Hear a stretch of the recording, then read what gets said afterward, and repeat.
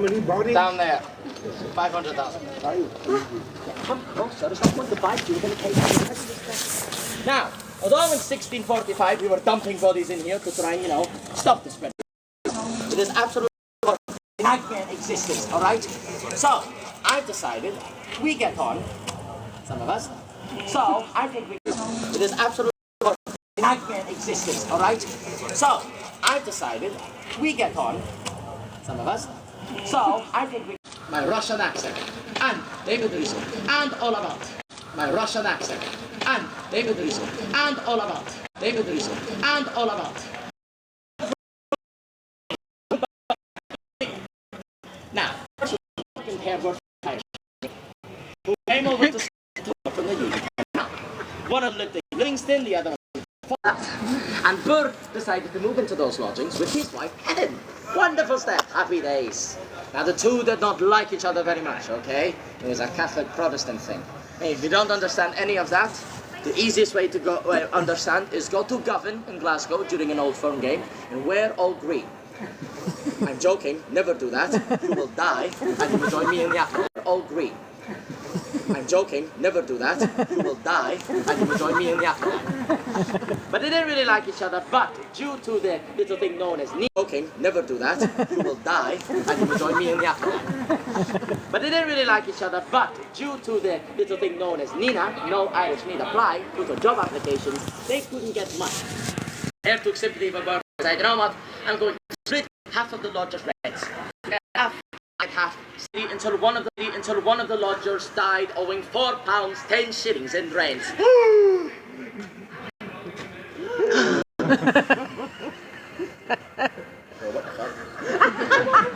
Well, either way, it was horrible.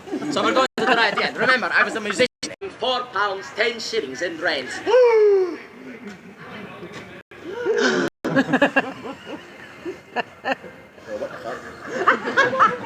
Well, either way, it was horrible. So we're going to try it again. Remember, I was a musician in my day.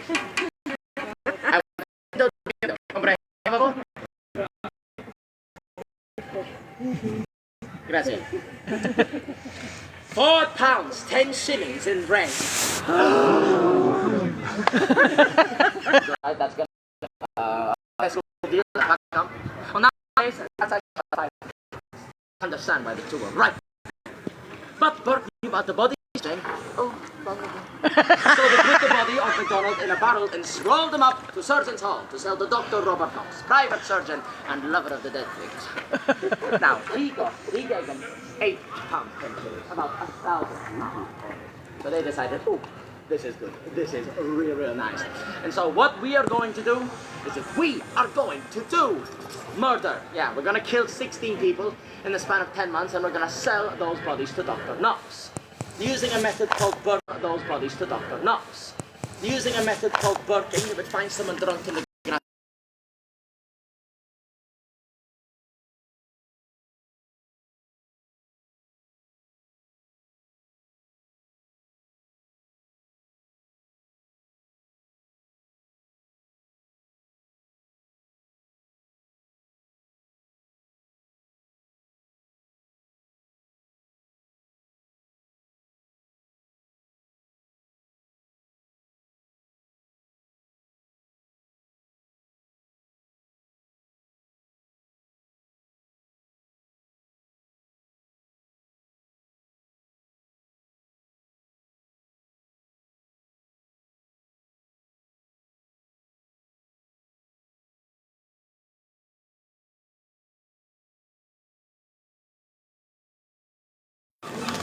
They're definitely out of our group.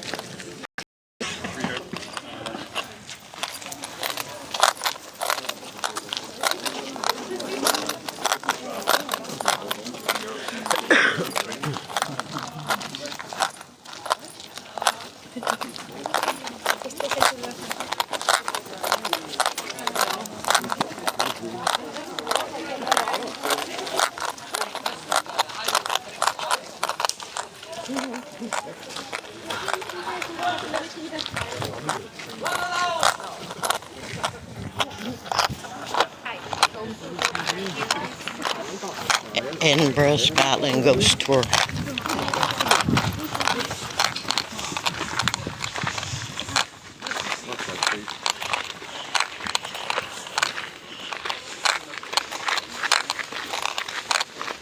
It's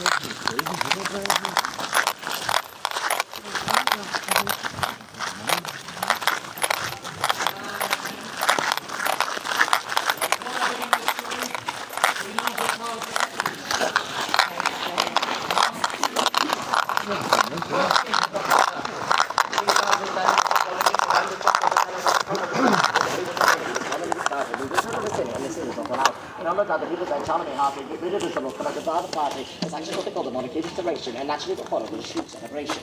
What that means? Charles I lost his head to Oliver Cromwell, most boring man in all of England, next to the English people on that boat today. And they decided, hey, I'm going to banish monarchy and everything fun. Then when he died due to malaria and kidney stones, Charles II came back, brought back the monarchy, and brought back everything fun. Smoking, no! And so much more, including but not limited to religious wars. Now, he was a big fan of the Anglo-Saxon church. He loved the Anglo-Saxon church. And he thought the Scots are gonna love it too. They did not love it too.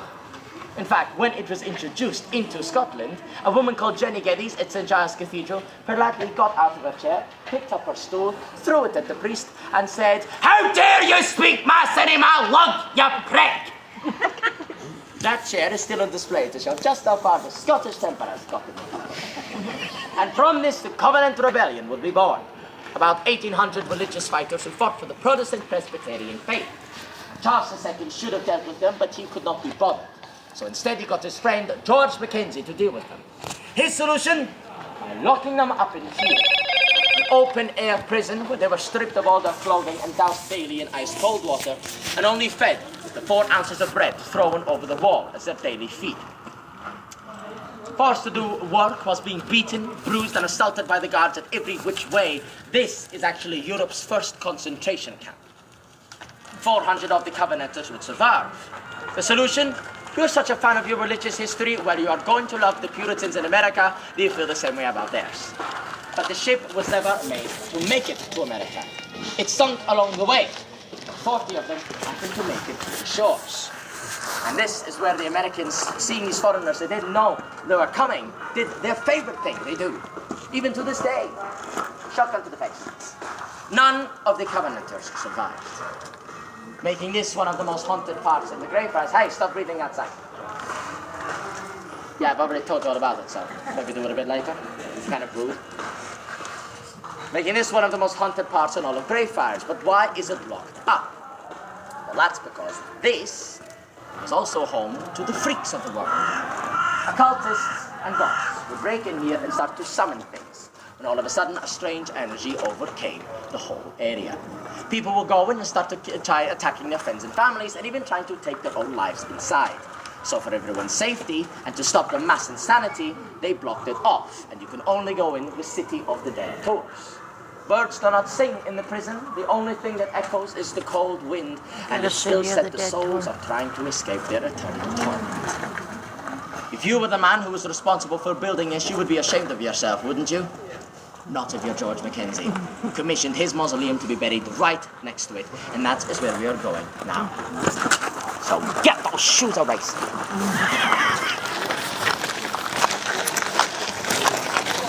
Now, has anyone here heard of the name George Mackenzie? Has anyone heard of his nickname Bloody Mackenzie? Well, there's 2 reasons how he got his nickname. Heard of his nickname Bloody Mackenzie? Well, there's 2 reasons how he got his nickname. One is to do with the law stating that a guard is to start beating a Covenanter. He is not permitted to stop until the boy is broken, bruised, covered in his own blood and barely breathing. The other one is just a little bit more mythological.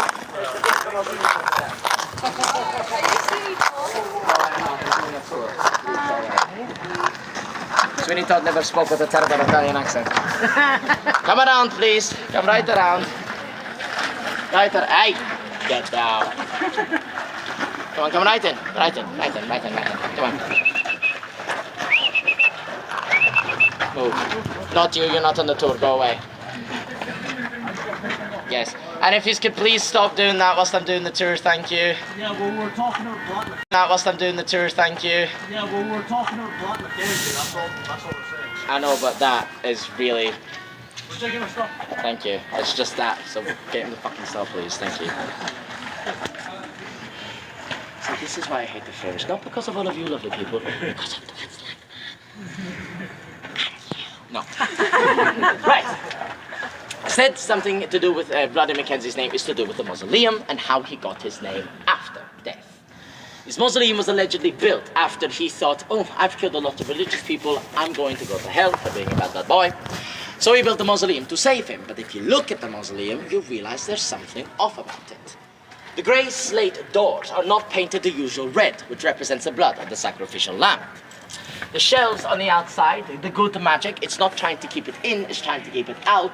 And last of all, the skull on top of the crest with the wings attached is the wing into death, one of the main figures in the occult. George was never building a portal to get him into heaven, I should say. He was trying to bring a portal to get us into hell.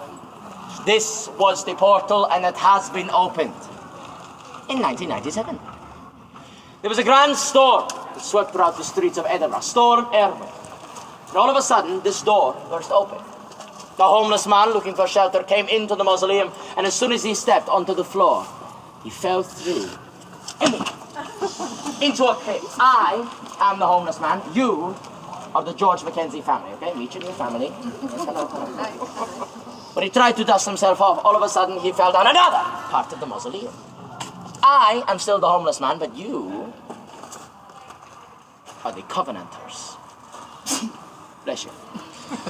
In a hidden chamber lay the scarred ruins, wrapped in sacrificial clothing of the Covenanters. The homeless man was found the next morning on these steps, scratched, bruised, broken, saying that something was in there, pure evil, and it must not be let out. But this was in the 90s, the height of the heroin epidemic in Edinburgh, so they thought he was just another smackhead, and they put him in rehab. And 1 week later, he died. Next was Colin Graham, paranormal researcher for the BBC, the British Broadcasting Company. He went into this to do a live and broadcast, and as soon as he stepped in, he stepped back out, saying whatever is in there is pure evil. They then said, mate, just to remind you, we've taken a lot of money out of the BBC to do this, so grow a pair of balls. He then went in here, did the 24-hour broadcast, and when he came out, he said, I don't know what is in there, but it is far too evil. It's not even human, it's not even demonic, it's something worse. Despite being the picture of health, 1 week later, he too would die. And lastly, 2 Goths broke into the graveyard. They cut off George Mackenzie's skull, started kicking it around, playing football. One of them picked up his skull and said so eloquently, I'm going to turn it into a bone, get pleased with my tits. He bolted out of the graveyard and he was immediately hit by the number 2 bus, pronounced dead on the scene. 3 deaths to do with the George Mackenzie poltergeist. Well, 2 deaths, 1 big bus. Or so we thought.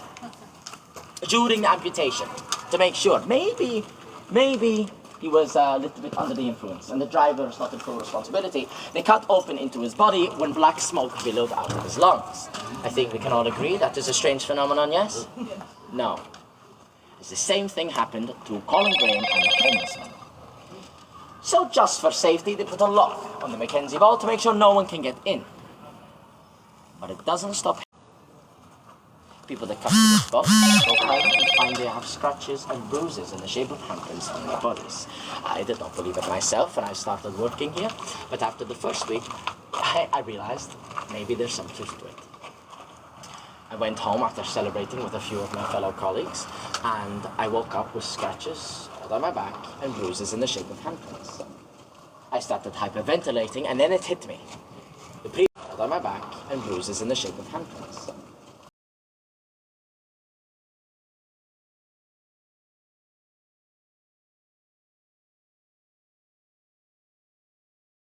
Of her own experience.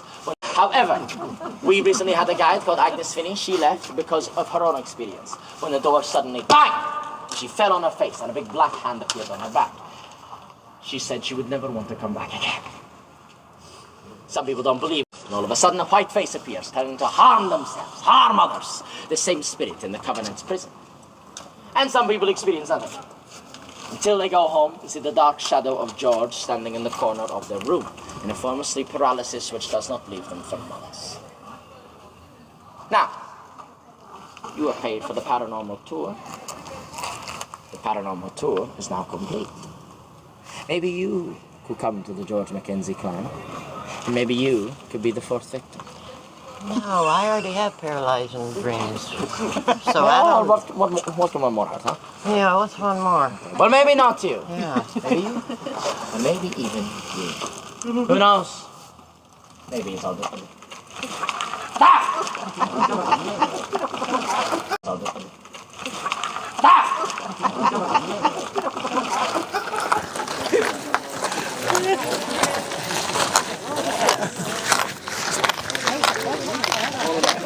Damn it. Now he messed me up. Now I'm going to get paralyzed. Not even funny.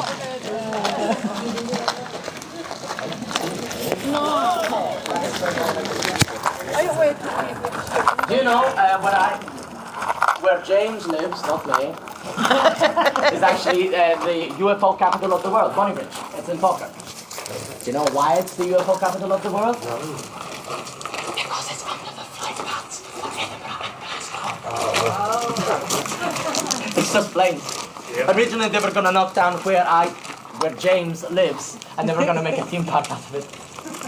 In you come. Not behind, you need to pay VIP for that access. Come on! Move! Yeah, don't let them out. Have you been here the whole time? Yeah. Never talked to you. You've been hiding behind him. Right. Well, that's the end of that. Good night. Oh, that's not funny.